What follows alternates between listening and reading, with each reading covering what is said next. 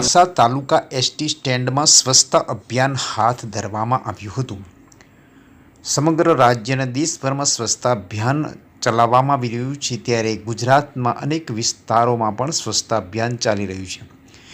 આ કાર્યક્રમમાં હિંમતનગર ડિવિઝનના કાર્યાલય અધિક્ષક એન.જે. જોશી અને બી.આર. દેસાઈ તેમજ એસ.જે. સિસોદિયા એ.ટી.આઈ. અને માણસા ડેપોના ઇન્ચાર્જ મેનેજર ઉપરાંત માણસા તાલુકા પંચાયતના પ્રમુખ પ્રિયંકાબેન પટેલ, ડ્રાઈવરો, કંડક્ટરો અને મિકેનિકલ સ્ટાફ તેમજ મુસાફરો અને વિદ્યાનિકેતન સ્કૂલ માણસાના વિદ્યાર્થીઓની ઉપસ્થિતિમાં આ કાર્યક્રમ યોજાયો હતો। ઉપસ્થિત તમામ અતિથિઓનું બુકેથી સન્માન કરવામાં આવ્યું।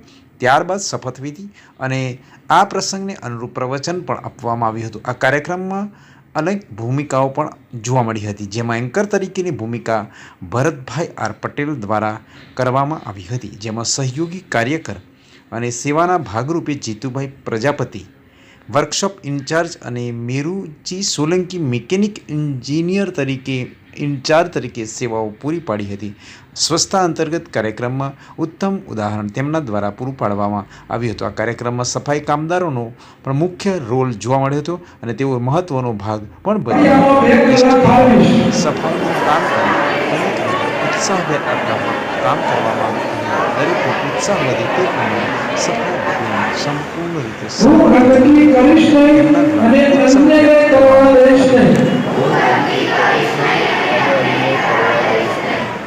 હું જાતે મારા પરિવાર સાથે મારા વિસ્તાર, મારા ગામ તેમજ મારા કાર્યસ્થળથી સ્વચ્છતાની શરૂઆત કરીશ।